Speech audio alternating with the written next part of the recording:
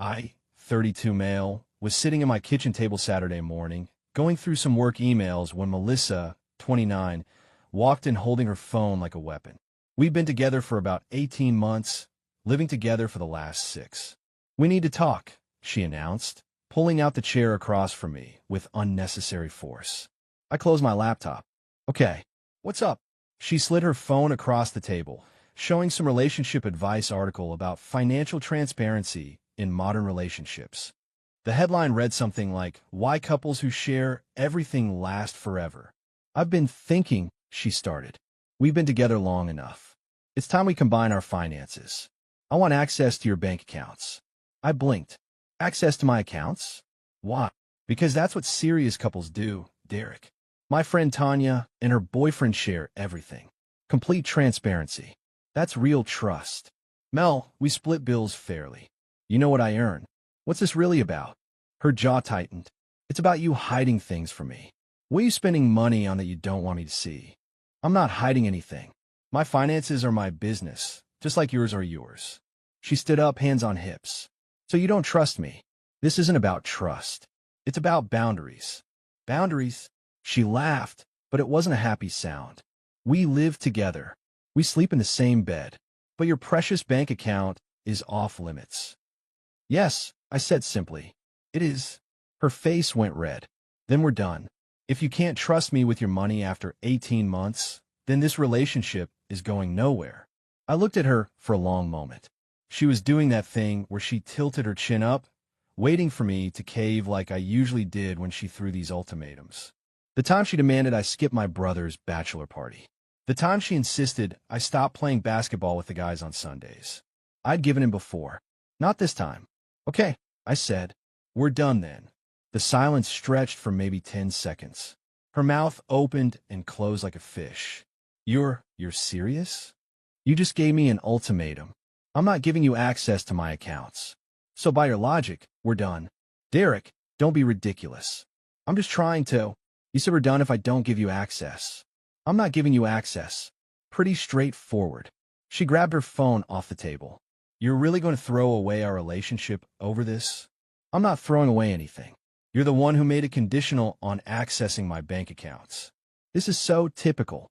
You never want to commit fully. Sharing bank accounts after 18 months isn't commitment, Mel. It's premature and, frankly, concerning that you're this insistent about it." She stormed out of the kitchen. I heard drawers slamming in the bedroom, then the front door about 20 minutes later. I pulled out my phone and changed my apartment lock code. Thank God for smart locks. Then I blocked her number. If we were done, we were done. The text started coming through Facebook Messenger within an hour. "Baby, please, let's talk about this. You're overreacting. I didn't mean it like that. At least unblock my number so we can discuss this like adults." I didn't respond. Instead, I went to the gym, then grabbed lunch with my buddy Tom, who'd been through a similar situation. "She really thought you'd just hand over your banking info?"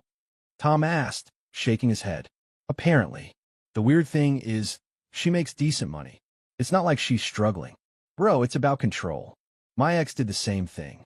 Started with wanting passwords to everything, then got mad when I wouldn't add her to my credit cards." That evening, the doorbell rang around 7 p.m. I checked the camera app. Melissa was standing there, and she'd clearly been crying. Mascara streaked down her cheeks.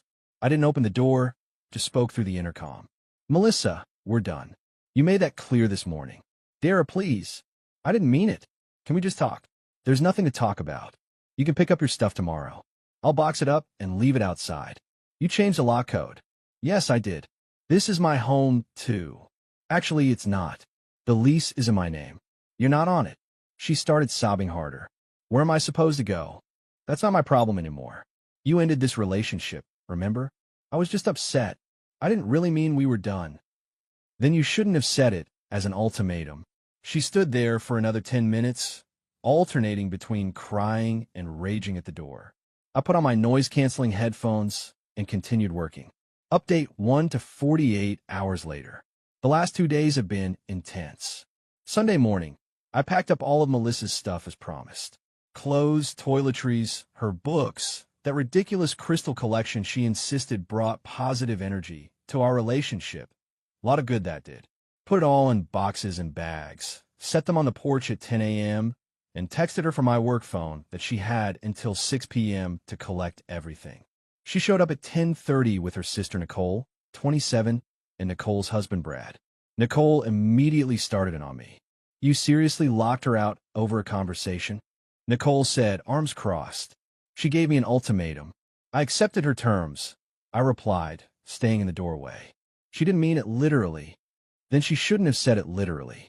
Brad, to his credit, looked uncomfortable and stayed quiet, helping load boxes into their SUV. Melissa tried a different approach. Derek, can we please just talk inside? Privately? No. You wanted access to my private information? I said no. You said we're done. I'm respecting your decision. Stop saying that. You know that's not what I meant. What did you mean then? I wanted to feel like we were really together, you know? Like a real couple. Real couples don't demand access to each other's bank accounts under threat of breakup. Nicole jumped back in. God, you're such an asshole. She deserves better. Then this works out perfectly for everyone. They finished loading the stuff. As they were leaving, Melissa turned back one more time. You're going to regret this, Derek. You'll never find someone who loves you like I do. I'm willing to take that chance. Monday morning, things escalated. I woke up to 73 Facebook notifications.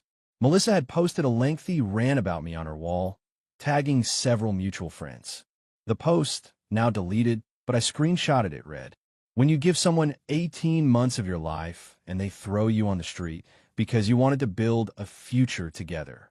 Derek, last name, is a narcissistic sociopath who locked me out of my home with no warning.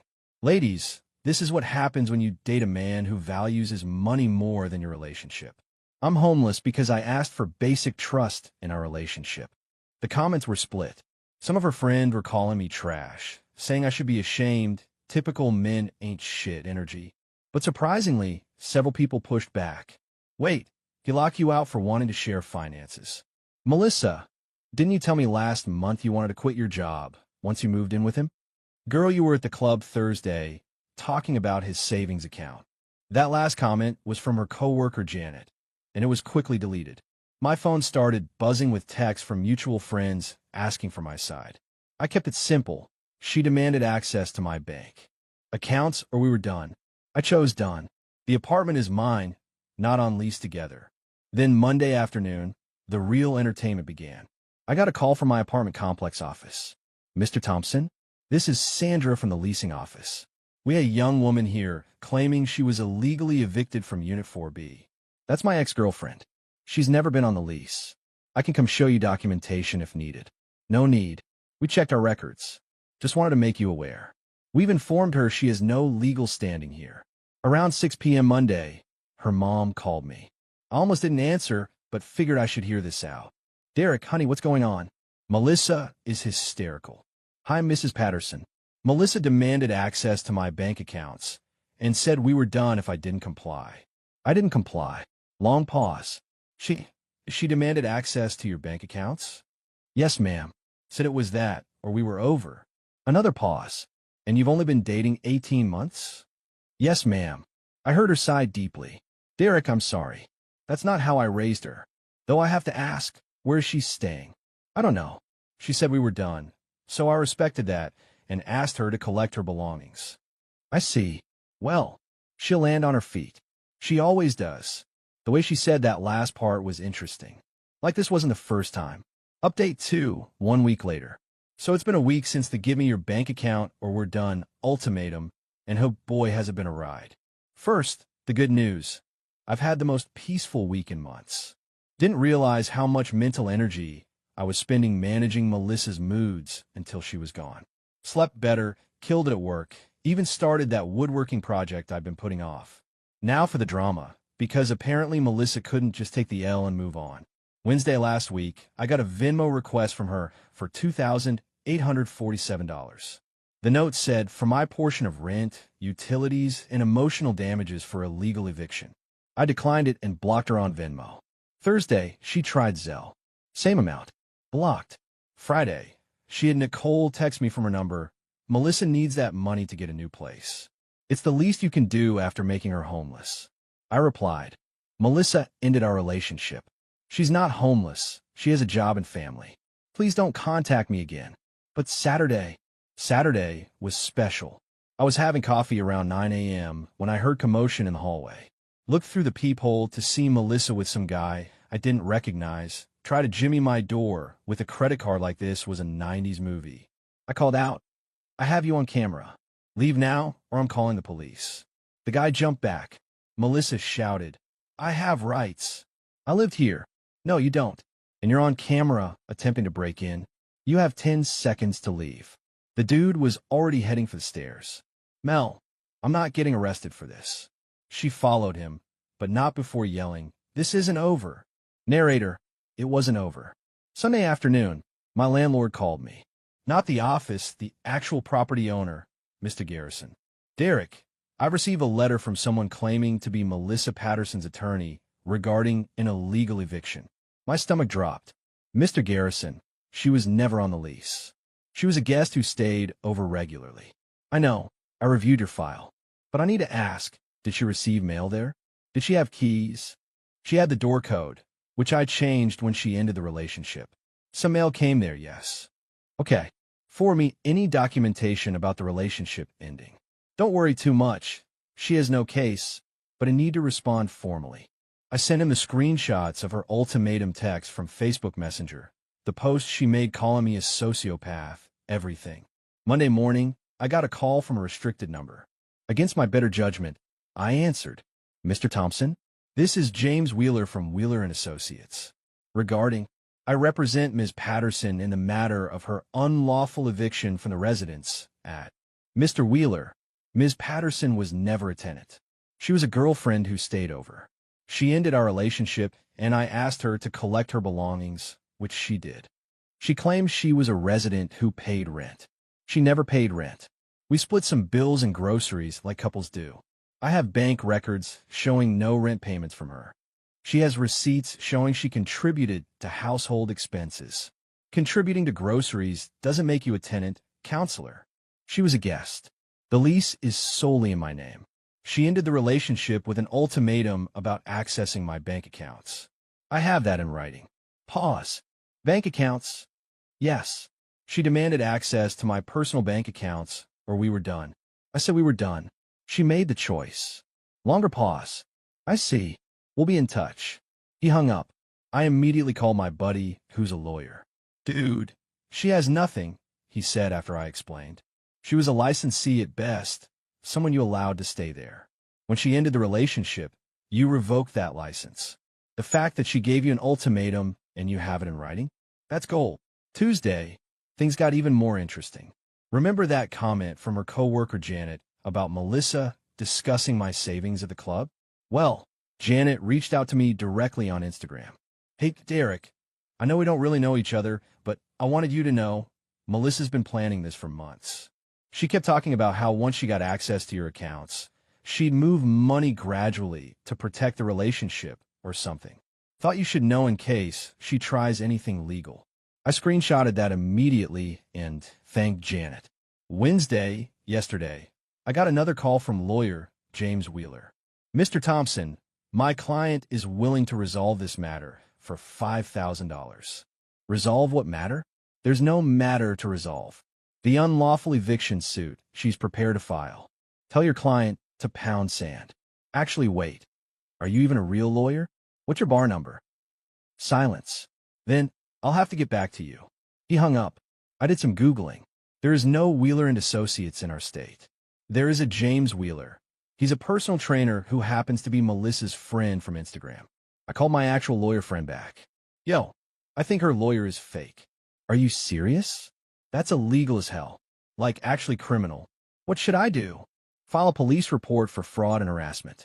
Now, so that's what I did yesterday afternoon. Gave them all the documentation, the recordings from my doorbell camera of the break-in attempt, the fake lawyer calls, everything. This morning, I woke up to 52 Instagram messages from Melissa on a new account since I'd blocked her main one. "Please just talk to me. I know James called you. That wasn't my idea, Nicole made me. I just need closure. You're being so cruel. I loved you. Why are you doing this to me? I'll apologize if that's what you want. Please, I'm struggling. My mom won't let me stay anymore. This is all your fault. The messages devolved from there into some pretty creative profanity. Block that account too. Final update, 3 weeks later. All right, this will be my last update because this story has officially concluded in the most bizarre way possible. So 2 weeks ago, the police followed up on my fraud complaint. Turns out James Wheeler, the fake lawyer, cracked immediately. When they showed up at his gym, admitted Melissa promised him $500 from the settlement to pretend to be a lawyer. He got charged with criminal impersonation and unauthorized practice of law. Melissa got charged with conspiracy to commit fraud. But here's where it gets wild. Last Monday, I'm at work when my phone starts blowing up. Co-workers texting me, "Dude, are you seeing this? And check Facebook now." Melissa had gone full nuclear. She'd started a GoFundMe titled, "Help Me Escape My Abusive Ex Who Made Me Homeless." The description was a masterpiece of fiction. According to her, I was financially abusive throughout our relationship. I isolated her from friends and family. I threw her onto the street with nothing. I hired people to stalk and harass her. She needed $10,000 to start over and get therapy for her trauma. She'd included photos of herself crying, some old pictures of us where she'd edited my face to look darker and more sinister. I'm not kidding. And even a photo of bruises that looked suspiciously like eyeshadow. Her goal was $10,000. She'd raised $127, all from her mom and Nicole. But remember Janet, her co-worker who'd warned me about her plan? Janet wasn't having it. She commented with screenshots of Melissa's old texts bragging about her plan to secure the bag by getting access to my accounts. Then she added screenshots from their group chat where Melissa said, and I quote, "Once I get his banking info, I'll know exactly how much I can take him for. He's got at least $40K saved, LOL. The GoFundMe was down within 3 hours. Tuesday, Melissa's mom called me again. "Derek, I need to apologize. I had no idea how far this had gone. It's not your fault, Mrs. Patterson. No, but this isn't her first time doing something like this. Her ex before you, Marcus, she did something similar. Demanded his credit card for emergencies, maxed it out, then claimed he was financially abusing her when he canceled it. Are you serious? I should have warned you when you started dating. I just hope she'd grown up. What happened with Marcus? He moved to another state to get away from her. She found his new address and sent packages to his workplace claiming he owed her money. He finally got a restraining order. Jesus, I dodged a bullet. No, I dodged a whole firing squad. Thursday, I got served with actual legal papers. But not from Melissa, from her.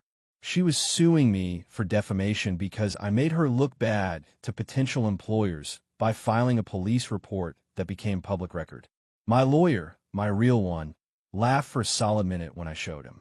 She's suing you for defamation over a police report about crimes she actually committed that are on camera? Apparently, this is going to be dismissed so fast. Countersue for harassment and legal fees. Friday was court day for her criminal charges. I didn't have to appear, but I heard from the prosecutor that she showed up in a cocktail dress like it was a nightclub, tried to flirt with the judge, who was a 67-year-old woman, and then blamed everything on bad legal advice from Nicole. She got 40 hours of community service and 6 months probation for the fraud conspiracy. James, the fake lawyer, got 100 hours and a year probation, plus fines. And then, yesterday happened. I'm at the grocery store, minding my business in the produce section, when I hear, "Derek." I turn around. It's not Melissa. It's a woman I've never seen before.